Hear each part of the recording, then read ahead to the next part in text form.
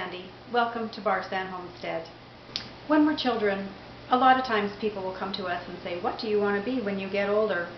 And I know I thought, I want to be a nurse. And that was when I was about 4 or 5 years old. And then in ninth grade, one of my teachers said, Sandy, you should become a teacher. But I knew in my heart what I wanted to become. But the career I was choosing, it was not really popular, and today it's even gotten less popular. The career I chose was to become a wife and mother. I believe that is what God wanted me to become. Years later, when Barney and I were dating, we talked about families and getting married and all of those wonderful things when you're young. And we had talked about that we both wanted for me to stay home with our children once we had a family. And I was so delighted by that. And so after we got married, that's exactly what happened. I have never once regretted my decision to be a wife and mother. Although becoming a mother, sometimes it's a very thankless job. You don't get appreciated sometimes like you want to. But you know what?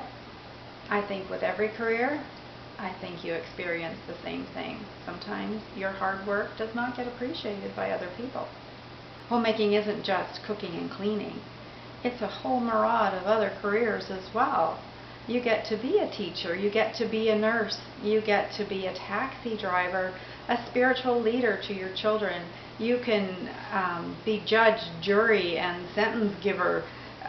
That's not the nice one, of course. You also get to be a gardener and a banker and a bookkeeper. And I'm not even touching the surface of the things that I have done in my career as a wife and a mother. A homemaker also gets to be a hairdresser if you choose to be. Now, she may not be a top-notch hairdresser, but she can get the job done.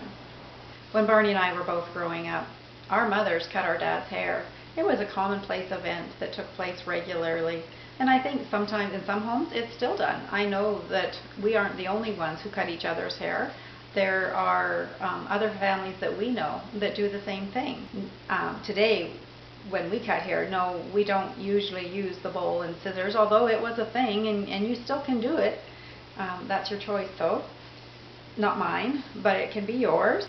When Barney and I got married, he decided that after about a year that he was no longer going to a hairdresser or a barber, and that he was going, he asked me to cut his hair.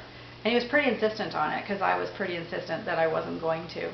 And yeah, it wasn't easy to start with. I was pretty nervous, and I don't know if he was. He can just put a hat on. He wasn't too stressed about it. He had quite a bit of hair back then. But I knew that if I messed up on his hair, he would just tell people, and if they asked, who cut your hair?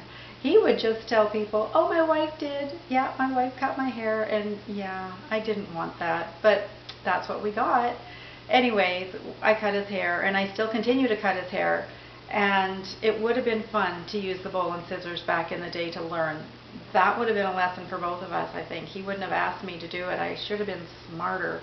Anyway, I wasn't, and I tried real hard, and in the end, I think I mastered his hair. I couldn't say that I could cut anybody else's, but I started out with a comb and scissors, and then one time he wanted his head completely shaved. This was probably when he was in his 40s, and he was tired of his hair. He had lost, it looked the same as it does now, and he was just tired of it. It was a hot summer, and he's just like, shave my head. So I started the process, as much as I didn't want to, because I don't recommend that. But I had to recruit another member of our family to help me. I couldn't finish the job. It was making me queasy. I didn't have a stomach for baldness. But anyway, after it was shaved, there wasn't any putting it back on. But it was, let's see here, how do I put this? It was like snuggling up to what I would picture snuggling to a porcupine felt like.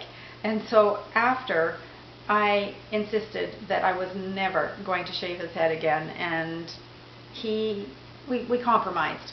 We compromised. He has the hair length that he does now. It's softer, but it's not really long, and it hasn't gotten in his eyes for years, so I don't know what the big deal was. But anyway, it's a little longer now. Then came the day after I had had many designer haircuts, I'd had my hair cut short, I'd had it in all kinds of styles. And I always went back to having long hair because that's what suits me the best. It's just the easiest way to take care of my hair. Not for everybody, but for mine it is. And so that's what I kept, and I always kept going to. So once I was content with that hairstyle, I decided that it really was an easy hairstyle to maintain and that I could probably do this by myself, but I just couldn't do the back. So I asked Barney if he could please just trim the back of my hair for me. Yeah, he felt like I did the first time he asked me to cut his hair, and he didn't want to. He's like, "You're going to get mad at me if I wreck it." And I said, "No, it's long enough that I'll just go into town if I have to and find somebody to straighten it up for you. But I think we should be able to do this at home." So anyway, after a bit of coaxing and persuading, he cut my hair for the first time. And that, like I said, that was 10 years ago. And he's been cutting it ever since. God has been teaching us for many years how to do homesteading. And we cannot wait to get onto our property to finally get started on all the life's lessons we've learned and put them into application. And we can't wait for that. We want as much as possible to be as independent as possible. And cutting our own hair, cutting each other's hair is one way we can reach that goal. So I have a question for you. Who cuts your hair? What are you going to do with your hair when you can no longer get to a hairdresser, if that happens again like it did a few years ago? Just wondering. I'm curious, and I think others are, how you cut your hair. Do you cut it yourself? What lessons? Where did you learn how? Maybe you could share some of those things in the comments and we can help each other in this area. It also saves a lot of money if you can do that yourself. God bless you all. We'll see you in the next video. Bye.